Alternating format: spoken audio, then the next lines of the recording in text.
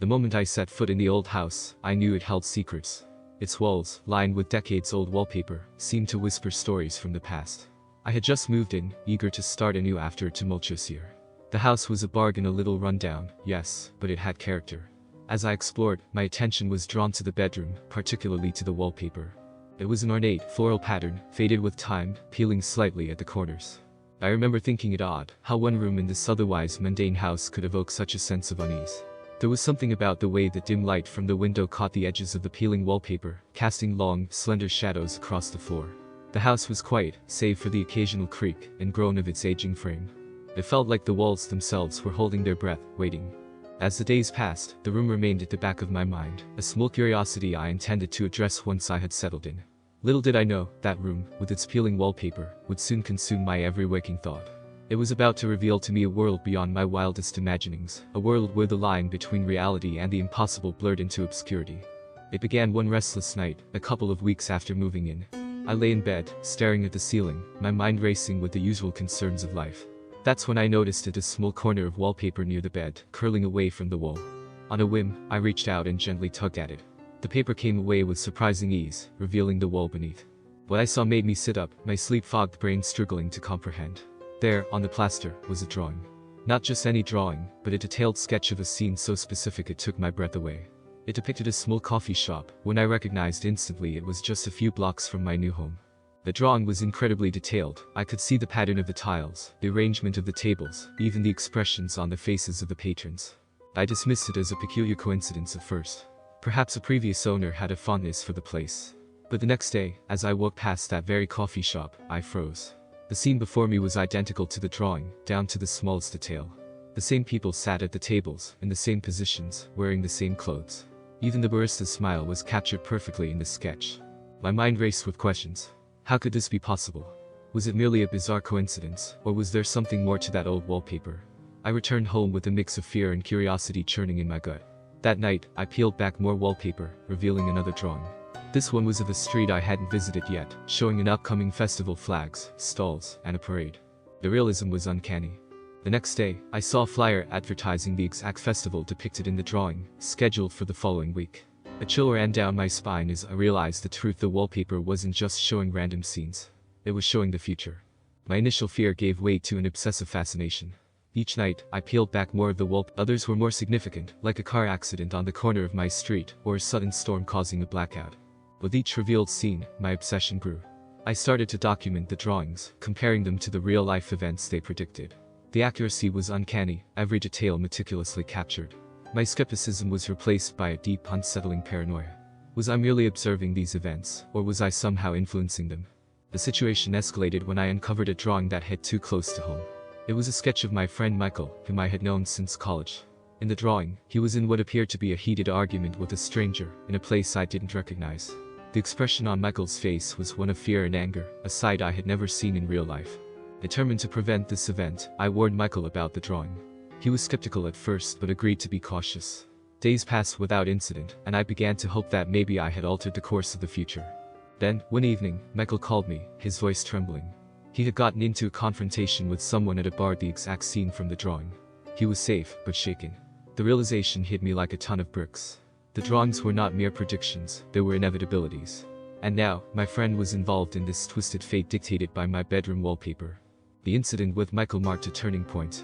My initial fascination with the wallpaper transformed into a desperate need to understand its origins and, if possible, to break its ominous hold over the future. Michael, equally disturbed by the experience, insisted on helping me unravel the mystery. We dedicated ourselves to peeling off every last strip of wallpaper, revealing the drawings beneath. As we worked, we uncovered sketches depicting events further into the future, each more disturbing than the last. It felt like we were peeling back layers of time itself, exposing the raw, unfiltered course of fate. Then, one evening, we uncovered a drawing that stopped us cold. It was a scene of chaos and destruction, a catastrophic event unlike anything we had seen in the previous sketches. In the center of the turmoil was a figure I recognized instantly. It was me, standing amidst the wreckage, a look of horror etched on my face.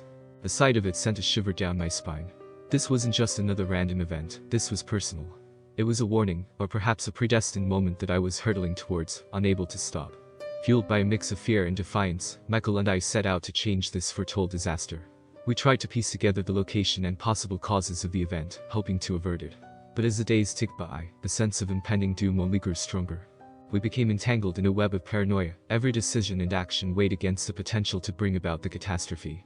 The more we tried to evade the future, the more ensnared we became in its grip. The once mundane rhythms of daily life were now overshadowed by the looming threat of the unknown disaster, a shadow cast by the ominous drawing on my bedroom wall. In our quest to understand the ominous drawing, Michael and I began delving into the history of the house and its previous occupants. Our investigation led us to the local library, where we scoured old newspapers and public records. We learned about a reclusive artist who had lived in the house many years ago. Rumors suggested he was obsessed with the occult and had the peculiar habit of documenting his visions of the future. Armed with this knowledge, the pieces began to fall into place.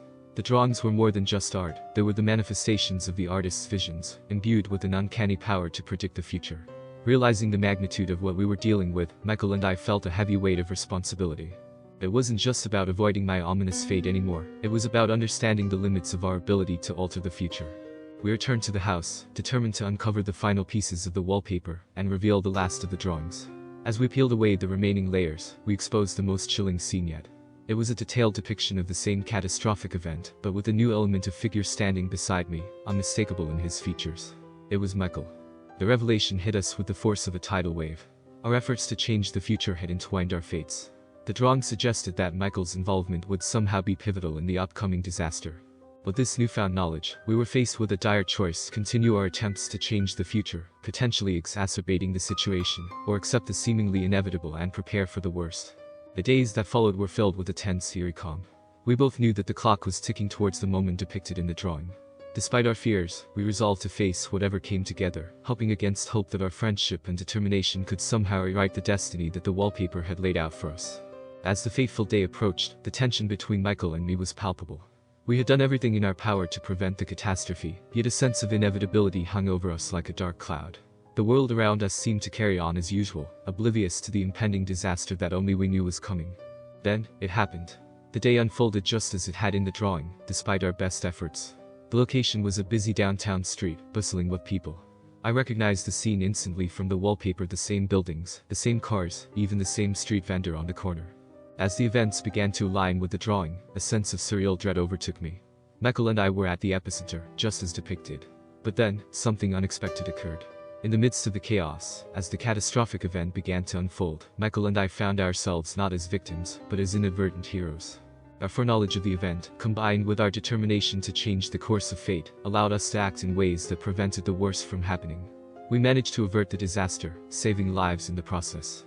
The sense of relief and disbelief was overwhelming. In the aftermath, as emergency services swarmed the area and the crowd began to dissipate, Michael and I shared a moment of quiet understanding.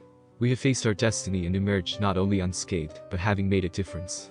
The wallpaper's final prediction had come true, but not in the way we had feared. We had broken the cycle, proving that the future was not set in stone. As we walked away from the scene, a mix of exhaustion and triumph in our steps, I realized that the true power of the wallpaper lay not in its ability to predict the future, but in the choices we made in response to those predictions. The story of the wallpaper and its eerie prophecies remained with us, a shared experience that bonded us in ways we could never have imagined. And though the wallpaper was gone, its legacy lingered, a reminder of the mysterious, unseen forces that can shape our lives in the most unexpected ways.